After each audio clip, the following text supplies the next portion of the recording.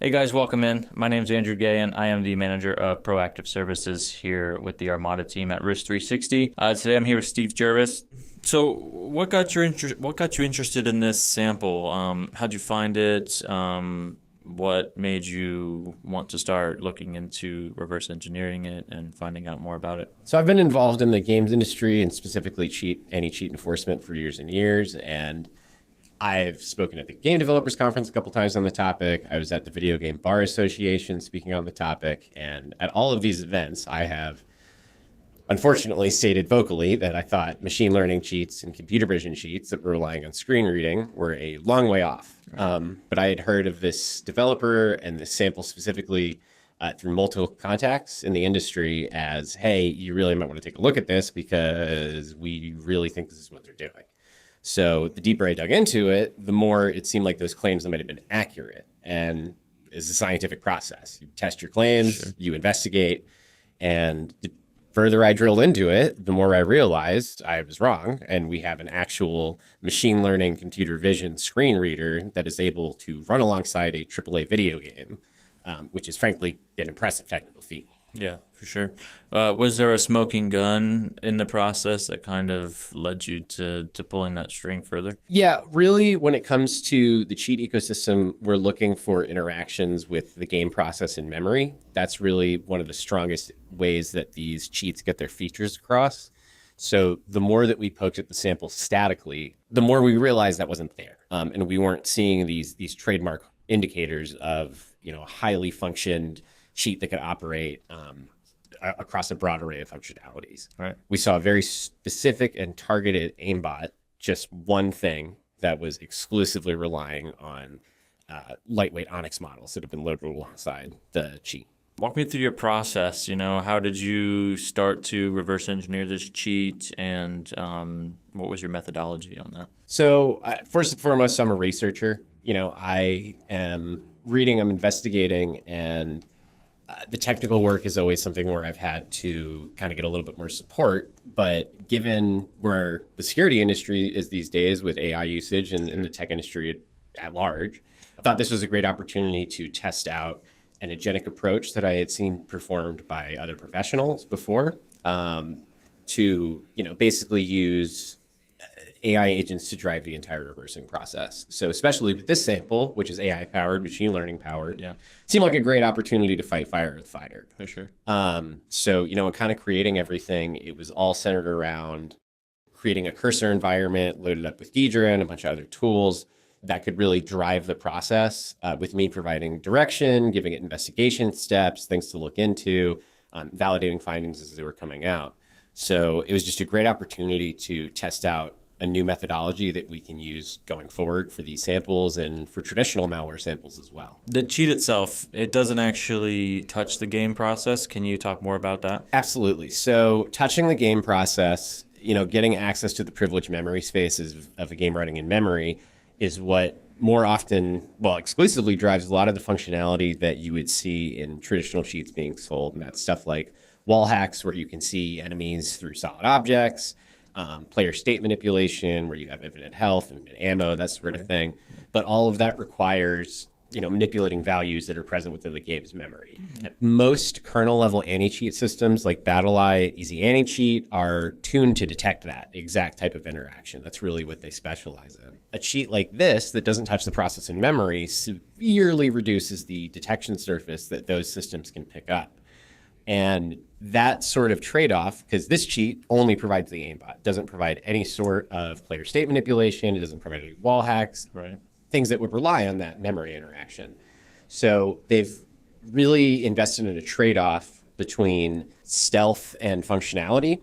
And, for the cheat industry that's basically adopted the traditional software as a service model, that keeps your customers coming back, that keeps you in business and with a good reputation. If you get, a lot of detections, a lot of bans for your customer base, then they're going to go somewhere else. So an outfit like this that has developed a way to completely sidestep the current detection model is, frankly, a brand new development in the space. Right. Just putting on my offensive security hat for a little bit. How does this kind of A, fall in line with some of the things we see for exploitation and EDR evasion?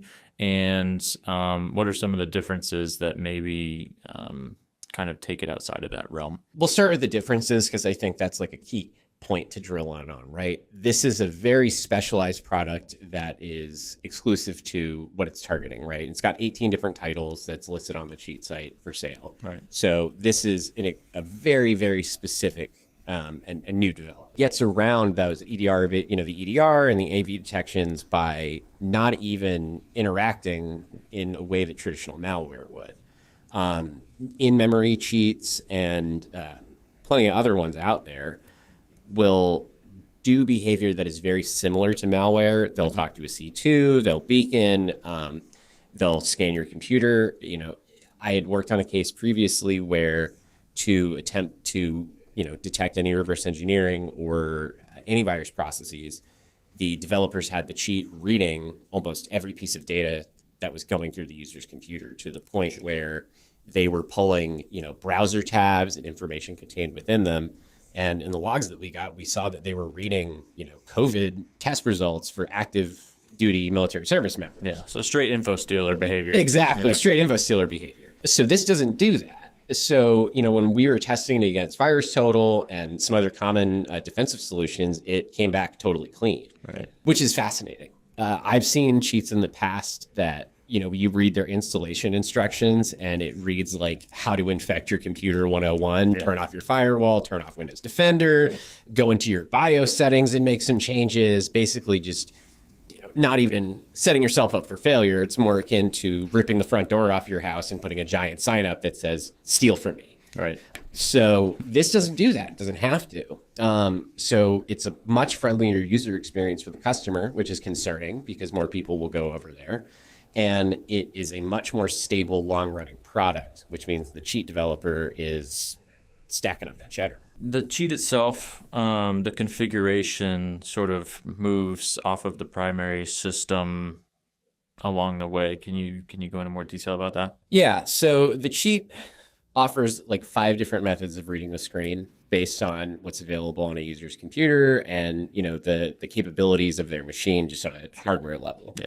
One of the methods they offer is capture card topology, which for people that are kind of invested in the cheat industry and have been following the space is very akin to DMA development, which was for a number of years the most popular kind of emerging category that we saw, where you install a direct memory access card into your computer and you hook that into a radar PC and all of the cheat operations move off of the gaming computer and onto the second device. Got it.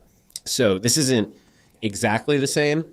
In this case, there is no memory access like we've talked about. Yeah. So essentially what they're doing is they're using a capture card, which is very normal, realistic piece of hardware that is used most streamers and content creators to pipe the output from the game over to the second device. And that is where the cheat would run and do all of the screen reading and send it back through a different channel. Cambox Fuser is the hardware name for it, to do the simulated mouse input. Now, that is going to increase the latency. Yeah. And for this kind of thing in a first-person shooter where you're relying on kind of that twitchy click movement, that can be significant. But the analysis that we did said we're still on the order of milliseconds, something that a human is not going to be able to detect the difference in. Interesting. That's fascinating because when you think about, like you mentioned, the latency and how important that is, especially for competitive gamers that are looking for that edge. Having that data in transit seems like it would put them at a disadvantage, but from your research, it sounds like it's next to nothing. Yeah, a memory read cheat, like a traditional memory read, is going to be operating on the order of microseconds because it's pulling vector coordinates out of the game memory. And obviously, that is a very detectable process as well because it's much, much faster than any human being is going to be able to do. So it's obvious. It's very obvious. It's very noisy. So this, which is just kind of increasing the latency out to milliseconds, gets a little bit closer to humanized behavior that is harder to detect on a behavioral analysis. For me, the capture card topology that moves all of this over to a secondary device speaks to the arms race between cheat developers and game security companies, security professionals generally. Detection and evasion is a constant cat and mouse game going back and forth. So moving it completely away from the ability of the anti-cheat or any antivirus software to detect it really gives the cheater an advantage. Now, granted, there is hardware set up for that. You have to have a second machine. You have to have a few pieces of specialized technology to do it. But as opposed to a DMA setup, it's really not that far out of the reach of the average user. Kind of pulling this back into offensive adversary type things. Do you foresee vendors, whoever, being able to sort of combat this sort of thing? You mentioned cat and mouse. Well, it seems like it would be pretty tricky because of where it lives and how it manipulates things. Yeah, compared to, like we talked about the memory read sheets where you're getting into the kernel level software, and that's a very well understood process. This is much harder to detect. There's really no two ways around that. And the reverse engineering I did came up with a few different detection models because, there is an increased resource load. It's not as significant as I would have thought that it is, but there is a detectable resource difference. There is, a few different hardware input paths for, the mouse movement and clicks that are detectable. For instance, one of the drivers they uses a PID that is not used by any legitimate piece of software that exists. Got it. But that's only one of several different input simulation methods that they offer. So really what it comes down to is behavioral analysis, which is a much trickier process. Now, personally, I believe that could be heavily influenced by AI coming through massive amounts of data on a quick scale, very similar to what I did for the reverse engineering process. Yeah. But to that end, the cheat developers have put in features to humanize the aim a little bit more, to make it even more latent, to make it look much more like a regular person, or they'll have it so the mouse will kind of jiggle over the head a little bit before it takes the shot, as if you were trying to line up an aim, which says that they know that the behavioral analysis, not detection, is really their biggest weakness. So I think that defenders have a real opportunity there to drill in on that and also, expand their understanding of their player base and what is typical behavior. And that can be sent out as a general detection. Right. So you're talking game developers basically doing their own research or taking your research and building that into an update, a patch, or a new version of the game that would allow them to understand the behaviors and anomalies that take place. Yeah, absolutely. And, your game company is collecting massive amounts of telemetry from every action within the environment. So this can be used to set up ban waves. This can be used to really make a statement and an impact. And so much of cheat enforcement comes down to that. A lot of game security is reactive. You're playing whack-a-mole with what you see in the environment. Yeah. And you're not really taking these proactive measures to combat this stuff before it's a major problem. But an interesting point that kind of leads out of that, I've worked on a number of cheat cases and other, video game industry things. These types of enforcement actions are a universally praised thing in an environment that is famous for having incredibly fickle customers that have very strong opinions about a lot of stuff. Yeah. So, when you are able as a game security professional to act on these things and then go back to your community and say, look how we are protecting you, look what we are doing for the integrity of our product, it drives player engagement, it draws more people to the game, and it actually changes the company's reputation for the positive. So you're not seeing much scrutiny for game developers looking into this sort of thing? I mean, it seems like the majority or the consensus of players would be receptive to this because those that aren't paying for it are now no longer at a disadvantage because there's that competitive. The only people that aren't complained are the cheaters. Right. Everybody else, nobody wants to get cheated against. Yeah. It feels bad. I'm a gamer myself. This report covers a cheat for Destiny 2, and I have, at this point, almost 2,500 hours in that game. Right. And getting cheated against stinks. It's not fun. Yeah. So, when you have an action that is, you can go read the patch notes for any game, and it's half between, oh, this is great, and this is the worst thing ever, everything's ruined now, this is terrible. Yeah. But you look at, successful enforcement actions in the social media response, and it is overwhelmingly positive in a way that not only gets your established players back in, It brings in new players. It builds your reputation. These things get written up by major publications. It's an overall very positive move. So, taking these steps and taking proactive measures can also make you really stand out from the other companies in the space. Let's talk about the models themselves. What did your research come up with as far as detections, and what did it tell you about how sophisticated this cheat developer actually is? So when we cracked into the binary, we were able to completely unobfuscate 3 different YOLO v5 Onyx models, a light, a general, and then a more intensive model for someone who is like really trying to play at a competitive level. So what that says to me is that this isn't one guy in a basement. This isn't a hobbyist project.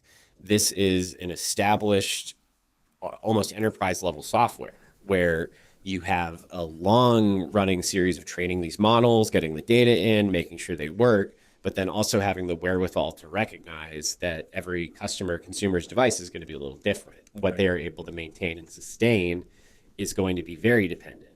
And, game developers deal with this all the time with the different tiers of graphics and intensity on the machine. So what this is doing is giving the user options to more finely tune what's going on. And this is where it gets into what I was talking about earlier with me saying that these things are very far off, the resource intensity of doing an almost instantaneous screen read and then input response. So having these different methods that all have, a different resource intensity ranging from like a very low to a very high shows that is a primary concern for the cheat developers. And it also operates as an anti-protection mechanism.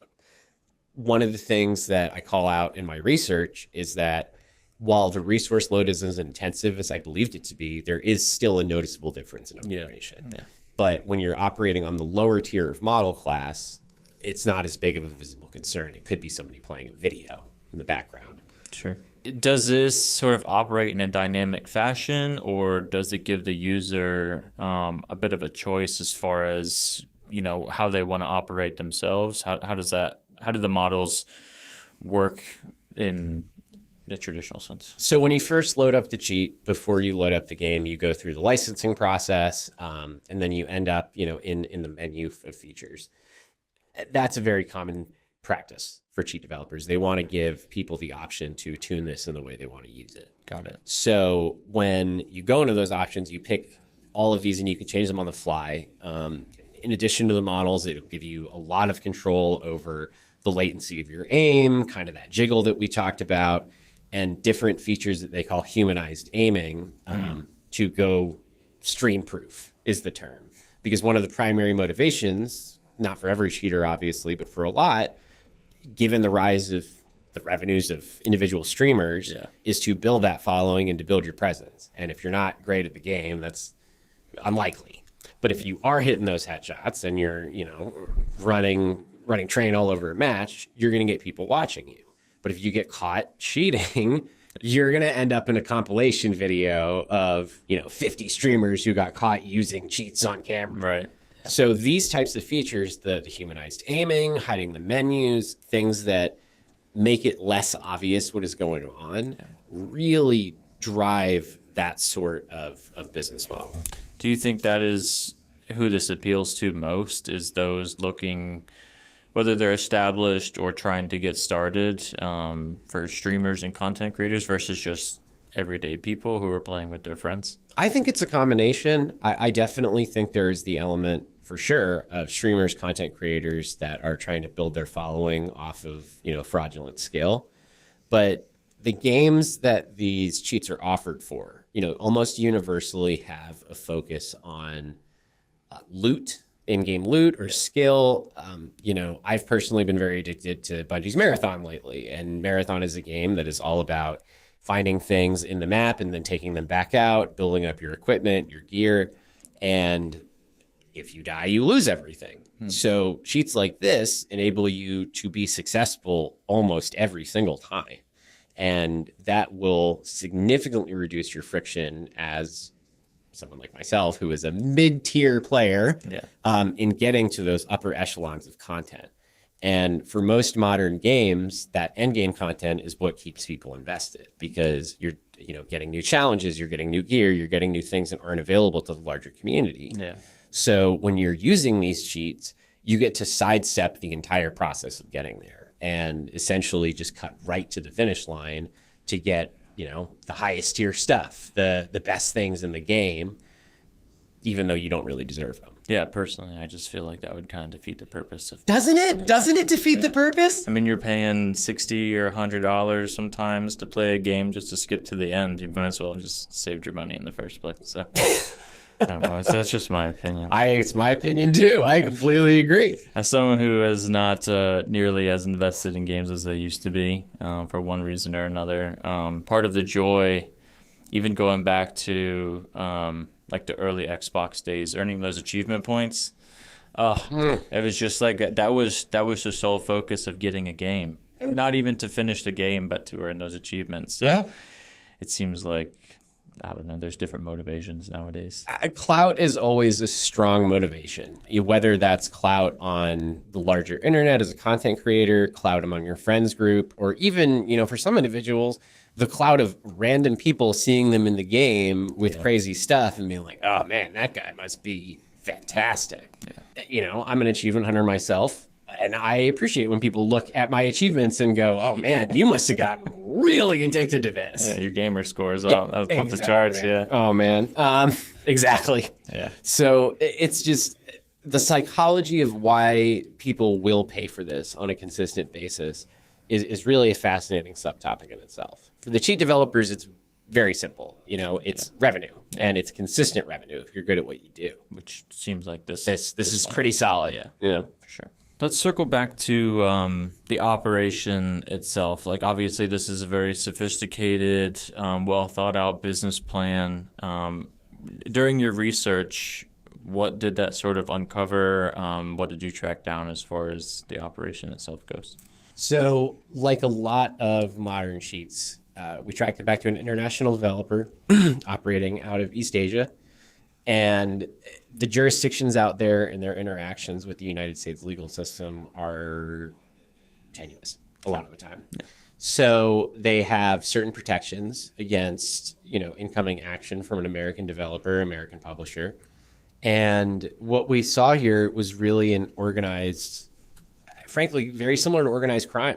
Other cheat developers have been sued under RICO statutes before, with resellers and a whole business underlying the basic structure of it. Some of the research you've done yourself that has uncovered that. Yeah, exactly. These aren't generally the ones that are successful aren't one person operations. They are essentially enterprise. So they have a ClearNet storefront. You can Google it. You don't need the Tor to get in there. It's right there present. It's the first search result in Google, and they use traditional credit card payment processors that are, scoped to their country, but these types of sales and these types of actions are against PayPal terms of service. They're against most like Stripe terms of service, things like that. Yeah. So the infrastructure they have set up is really intended to be as consumer facing as possible. A lot of cheat developers will deal in cryptocurrency, for example, which isn't as specific and niche as it used to be, obviously, but is still for certain people something they've never engaged in. But everybody's got a credit card. Everybody's got some method to pay digitally. Yeah. And having that process in place makes it feel more legitimate.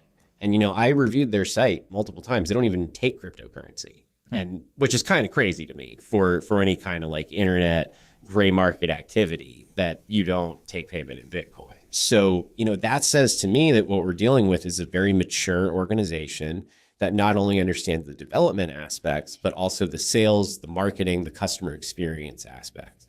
And that speaks to, a lot more infrastructure than is just present for a lot of these developers. And it shows. They operate a Discord server where they handle licensing and customer support, and it has 12,000 users in it. When I looked at it, it had about 2,500 active.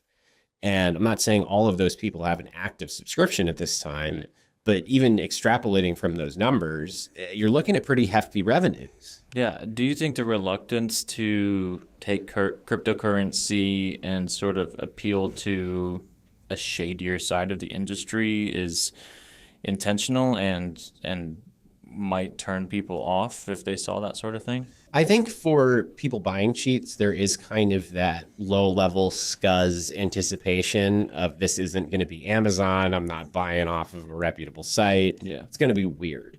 So I think that expectation is already in place for so many of the people that would buy these things. But when you go to a site like this and it's clean, it's professional, you're not seeing JavaScript errors firing all over the place, and it looks like an actual product page, it's going to immediately build a level of trust. And trust is central to this business. You trust that you're not going to get banned. You trust that you're not going to get detected.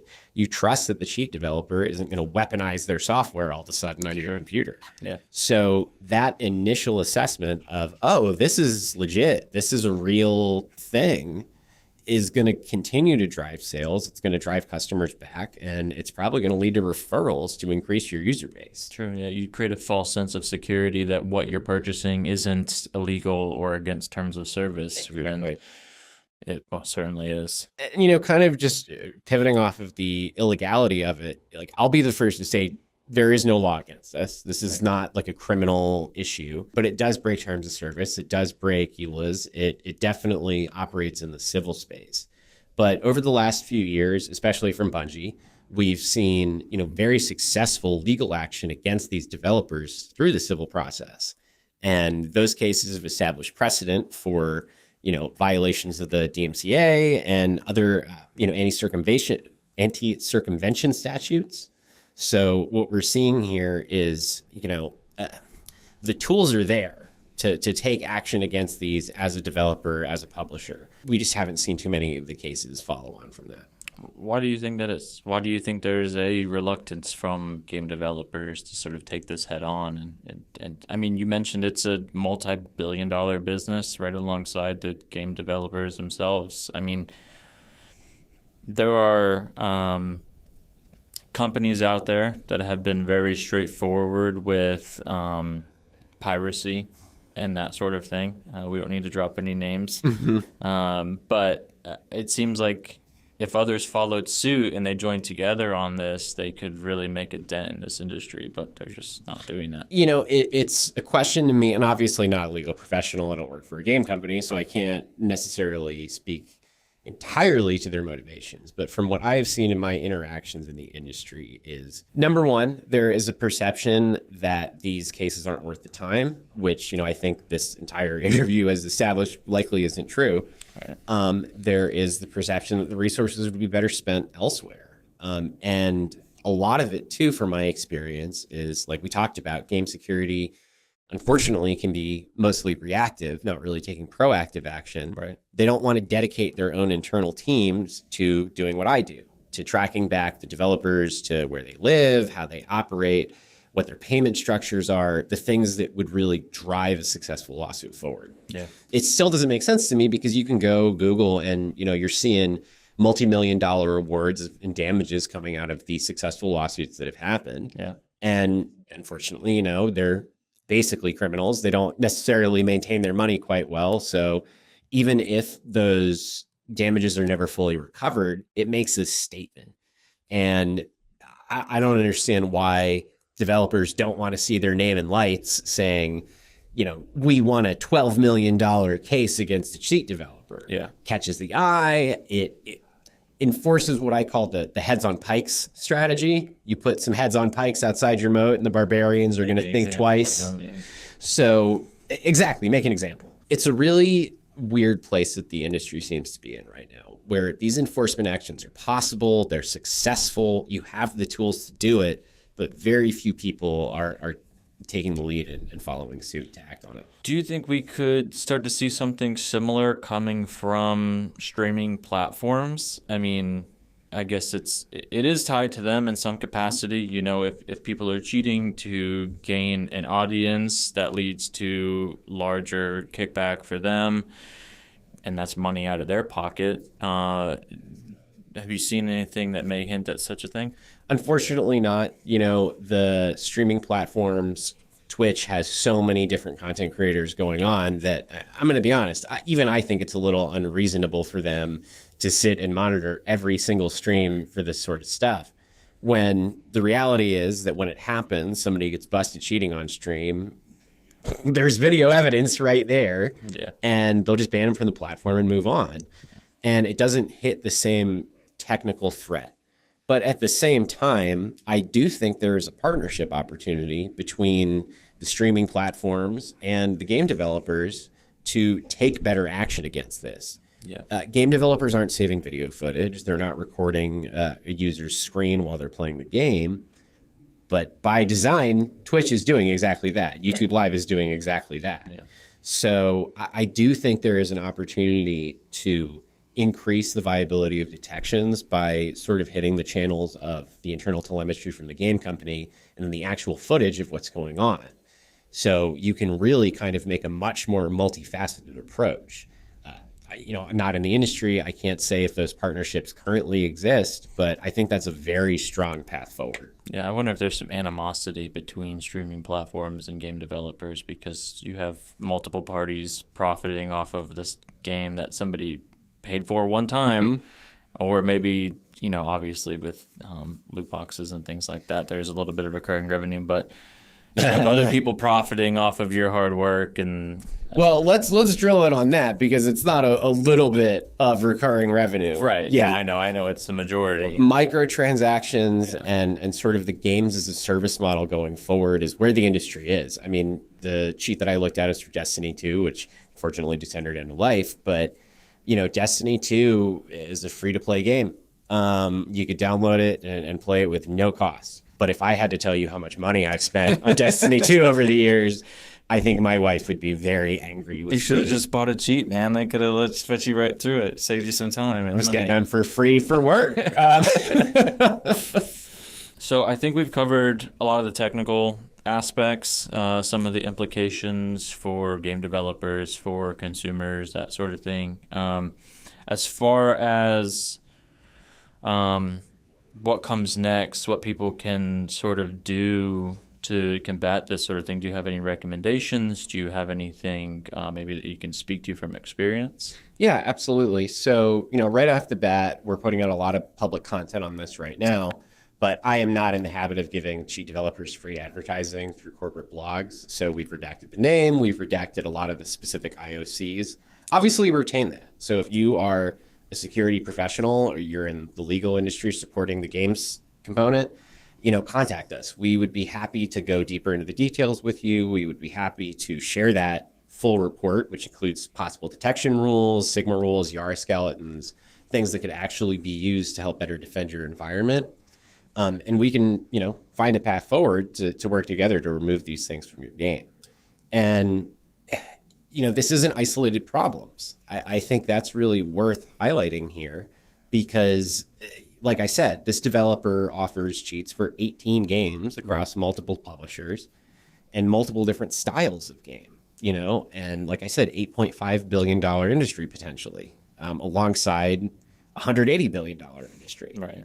So this isn't a small problem. This isn't isolated. This isn't kid stuff. This is real money with real harm. So, the options moving forward, increase your in-game detections, conduct this sort of exercise with reverse engineering so you better understand the threats that you're facing, but then also combining all of that into a holistic strategy moving forward with your legal teams to enforce your terms of service, to enforce your EULAs, Sure. And not only take action to remove these things from your ecosystem, but to protect your players and to send a message that you are not to be trifled with. So, there's a very comprehensive approach that has been proven to be successful, that has proven to not only remove specific cheats, but most other cheats. Yeah. So it's something that is best done with internal teams, with legal counsel, with outside counsel, and with external investigators.